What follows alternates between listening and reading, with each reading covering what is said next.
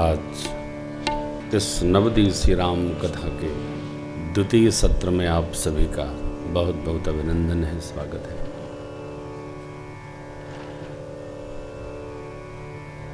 कल हम लोगों ने श्री राम कथा की महिमा स्मरण की, पूर्व भूमिका का स्मरण करके कथाक्रम में गति लेते हैं।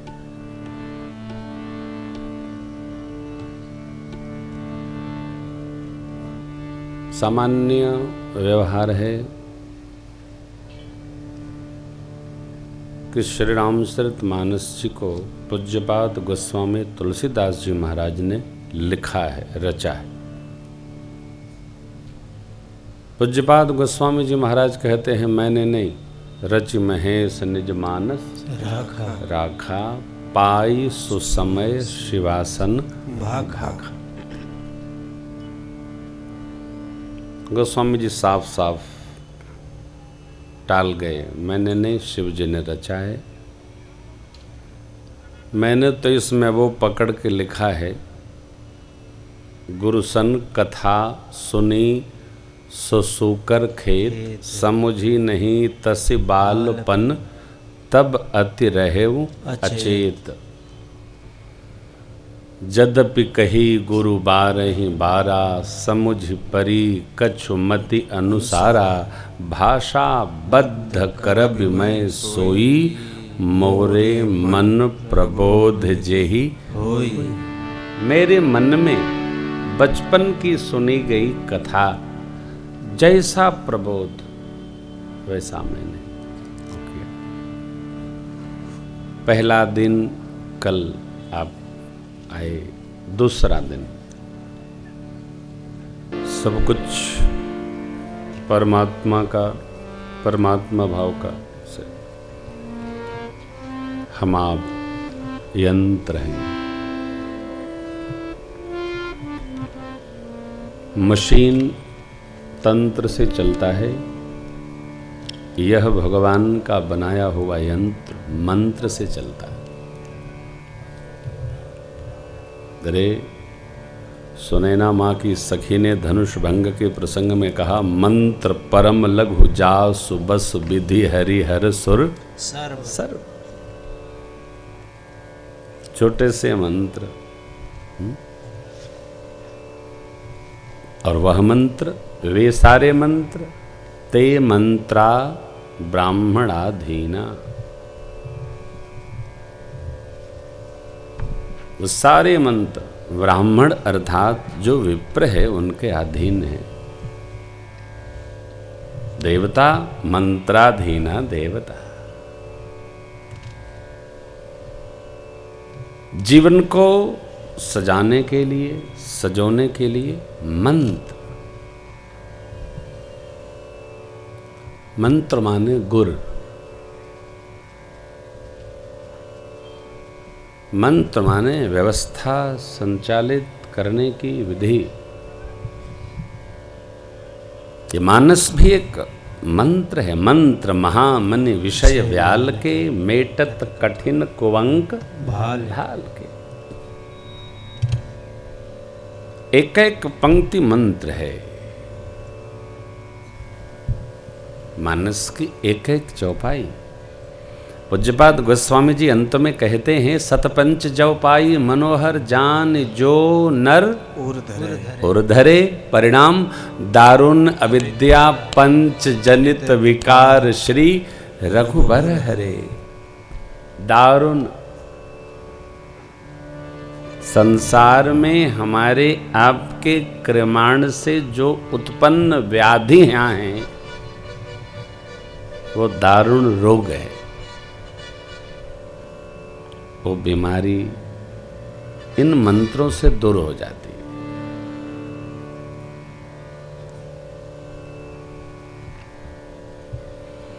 दारुण आया है सुपनखा के साथ।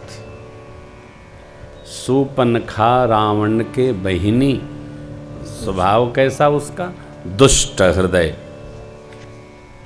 कितना दारुण, कैसे? जस अहिनी। उसका कैसा परिचय दिया गोस्वामी जी ने। सुपनखा रावण की भगिनी है, रावण की बहन है। स्वभाव कैसा? हृदय से दुष्ट है। दुष्ट कौन है? ऊपर से तो चमकता रहे, अंदर घात करने की योजना बनाता रहे, वह जीव दुष्ट है।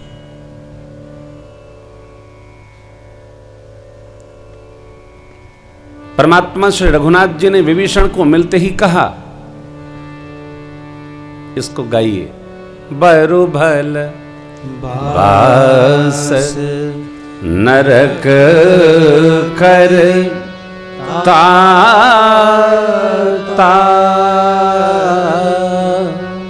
बरु भल बास नरक कर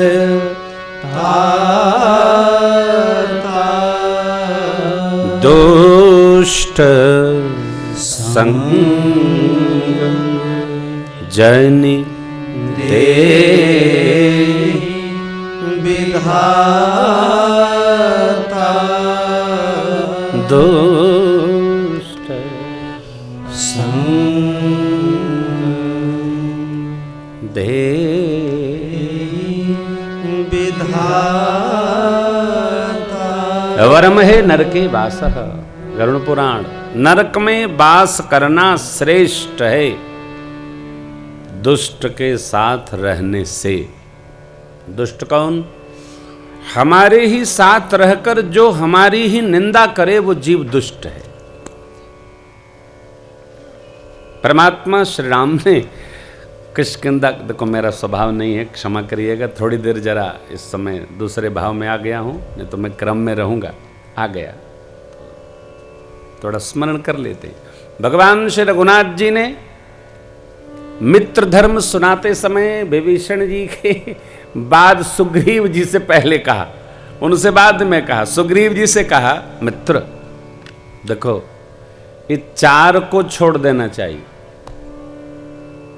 कौन कौन?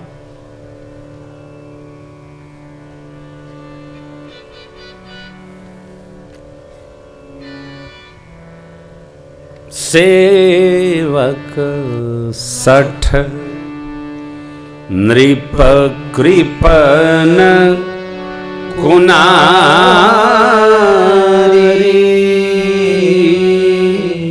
सेवक सठ नृप कृपन कुनारी। कपटी मित्र शूल समचारी। कपटी मित्र शूल समचारी। सठ सेवक, जिसको एक ही बात बार बार समझानी पड़े और वह बार बार वही अपराध करे, ऐसा सेवक त्याग देना चाहिए। सेवक सठ। नृप कृपन, कंजूस मालिक, कंजूस राजा, कंजूस कोई श्रेष्ठ हो उसका त्याग कर देना चाहिए। राम राम जी, जय जय। कुनारी, धर्म को छोड़कर अधर्म पर गति करे, कहे कुछ कहे बनाओ दाल चावल बना दे खिचड़ी, ऐसी पत्नी का त्याग कर देना चाहिए।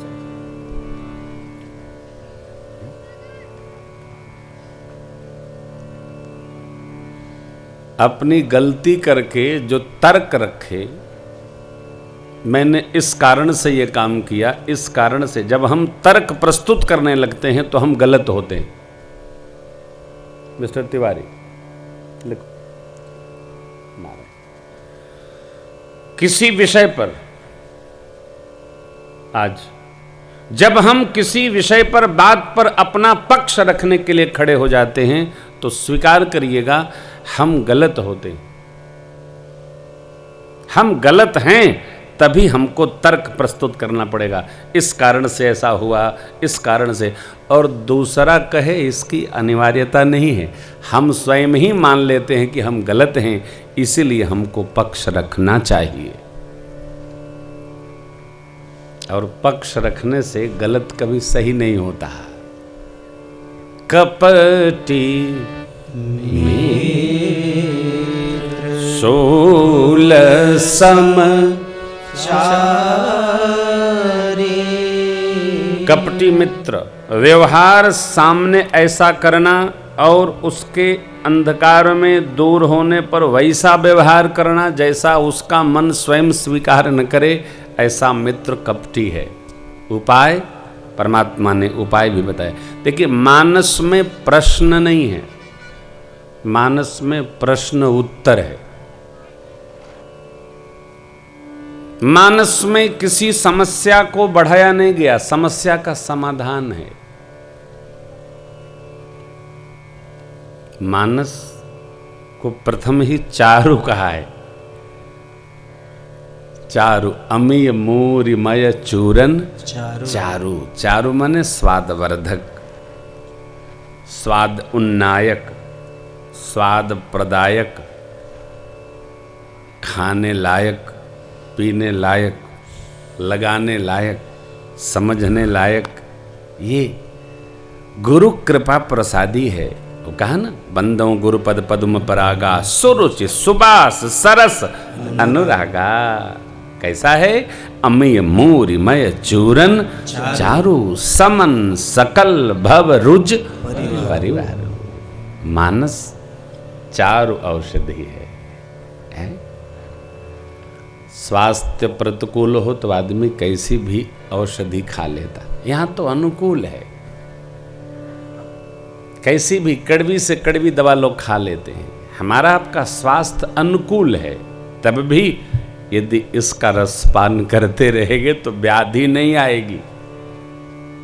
तो प्रभु ने कहा, जाकर चित अहि गति सम भाई, अस कुमित्र परिहर ही भलाई।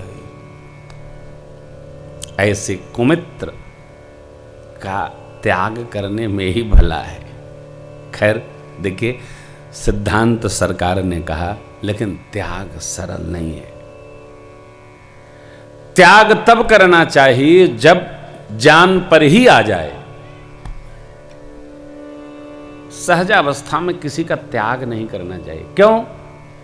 पूरी सृष्टि आपके साथ तो नहीं चल रही है। 1.25 अरब भारतवर्ष की आबादी है, उसमें 10, 20, 50 का आपका परिवार है, 200-250 लोगों का प्रतिष्ठान है। किसका किसका आप त्याग करेंगे? हमारे मित्र कहा करते हैं, महाराज श्री, दोष रहित मित्र ढूंढने निकला जाएगा तो हम मित्र रहित हो जाएंगे। क्यों? सब में कुछ न कुछ वो डाल रखे हैं उसके कर्म के कारण। महाभारत जी में प्रवेश करिए। हमको लगता था कि भगवान पांडव के साथ इसलिए हैं कि पांडव धर्म में गति करते हैं, पांडव धर्मशील हैं, पांडव बड़े सदाचारी हैं। अब हम आपको ये नहीं बताना चाहेंगे कि पांडव में किसमें क्या सद्गुण था और किसमें क्या दुर्गुण था, वरना सद्गुण लोग याद नहीं रखते हैं, दुर्गुण के लिए जरूर कहते हैं। प्रेम भूषण जी शहडोल आए थे तो ऐसा बताए थे, तो हम नहीं बताएंगे साहब। बंद कमरे की वार्ता है। हर व्यक्ति में कुछ न कुछ दुर्गुण इसलिए पड़ा है कि भगवान सब डिस्ट्रीब्यूट कर रखे हैं, वर्ल्ड वाइड बांट दिए हैं, कहीं एक ही व्यक्ति में सब ना आ जाए। इसलिए हम में भी है थोड़ा, आप में भी है थोड़ा। जीव विधि प्रपंच गुण अवगुण साना। किसी में कोई अच्छाई है, किसी में कोई अच्छाई है। हम अच्छाइयों का स्मरण करें। कल आपको सुनाया था 4 स्थानों पर कथा गाई जा रही है। तीर्थराज प्रयाग में याज्ञवल्क्य जी भरद्वाज जी को सुना रहे हैं, नीलगिरी पर्वत पर काकभूषण जी गरुण जी को सुना रहे हैं, कैलाश के दिव्य शिखर पर बहुत भावन भगवान भोलेनाथ माँ भगवती पार्वती जी को सुना रहे हैं। पूज्यपाद गोस्वामी श्री तुलसीदास जी महाराज काशी जी में 80 घाट पर गंगा मैया संत जनों को सुना रहे हैं। और शहडोल के इस दिव्य प्रांगण में हम आप बैठकर गा रहे हैं। एक कथा तो युग युग से गाई जा रही है। हम जो कर रहे हैं हमको नहीं मानना चाहिए कि हम ही कर रहे हैं। हमसे पहले लोग करते आए, हमारे बाद लोग करते रहेंगे। ये तो कथा चल रही है साहब। निरंतर चल रही है। जिसको गाएगा, जो हुंकारी भरेगा, जो गवाएगा, जो सुनेगा सुनाएगा, सबको फल है यहां। क्यों? क्योंकि गंगा मैया है। बाबा ने कहा, पूछे हु रघुपति कथा प्रसंगा, पूछे हु रघुपति कथा प्रसंगा, पूछे हु रघुपति कथा प्रसंगा, पूछे हु रघुपति कथा प्रसंगा, सकल लोक जग पावनी गंगा, सकल जग पावनी गंगा, सकल लोक जग पावनी गंगा, सकल लोक जग पावनी गंगा। कथा नहीं पूछी आपने, जो श्री रघुनाथ जी की कथा पूछी देवी, इस सब लोकों को पावन करने के लिए गंगा जी के समान। जानते हैं, आदमी कैसा भी हो उसकी प्रशंसा करिए ना तो थोड़ी देर बाद शीशा जाके देखेगा। काहे? वो जो कह रहे थे सही में मेरे में है क्या? आप बड़े अच्छे आदमी हैं भाई, आपसे मिलकर तबीयत प्रसन्न हो गई। वो भी बेचारा थोड़ा अपना गंदा फुलाता है। हाँ ठीक बात है। और कितना भी बढ़िया आदमी हो, आप कहिए आप आदमी तो 2 कौड़ी के हैं, अच्छा, फिर वो आपको देखेगा। प्रशंसा की आदत, क्षमा करिएगा, आदमी में प्रशंसा की आदत नहीं रही। आदमी साहब, और आपको तो मैं क्या कहूँ, आप तो श्रोता हैं, ज्ञानी हैं। गोस्वामी जी महाराज ने श्रोता को पहले ज्ञानी बताया, श्रोता वक्ता ज्ञान निधि।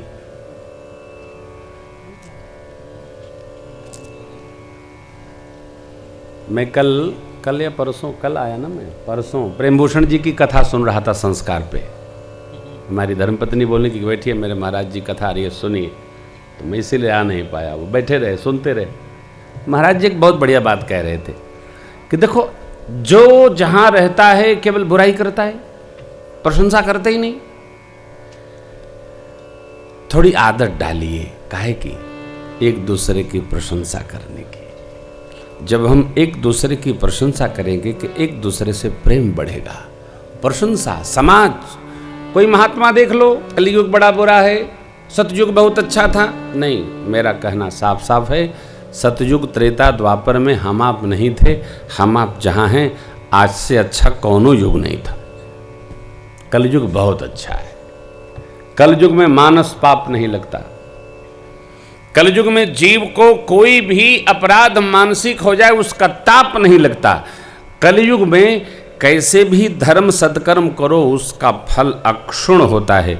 सतयुग में सावधानी थी, त्रेता में सावधानी थी, द्वापर में सावधानी थी। कलिकाल सावधानी रहित युग है। जैसे भी करो,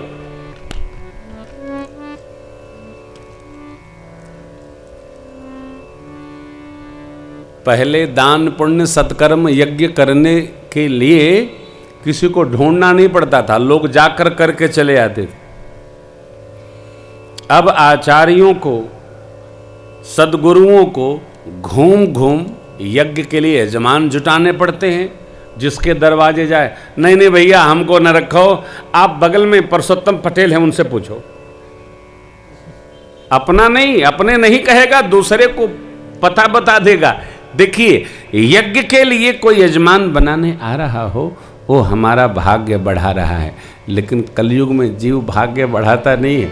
पहले लोग जाते थे, महाराज हमारा यज्ञ करवा दीजिए। अब लोग आते हैं, यज्ञ करा लो, नहीं नहीं महाराज अगले साल रखो, इस बार तो बिटिया का ब्याह किया हूँ, बड़ा तबाह हो गया हूँ। अच्छा चलो घर बनवाया हूँ, अभी अभी घर भोज भया, क्या क्या बहाने बनाता, क्यों? लेकिन उस पर कोई ताप नहीं लगता। आचार्य को, सदगुरु को वापस भेज दे, कोई नुकसान नहीं होता। क्यों? इन सब का परिणाम जीव पर नहीं जाता। कुछ भी कर देवे तो वो सत्कर्म में गिनती होती है। आप देखिएगा, जो भगवान के सत्कर्म में, पुण्य में, धर्म में जितना कलिकाल में लगा है, भगवान उसके धर्म की, अर्थ की, सुख की और भक्ति की वृद्धि कराते रहते हैं, कमी हो ही नहीं सकती।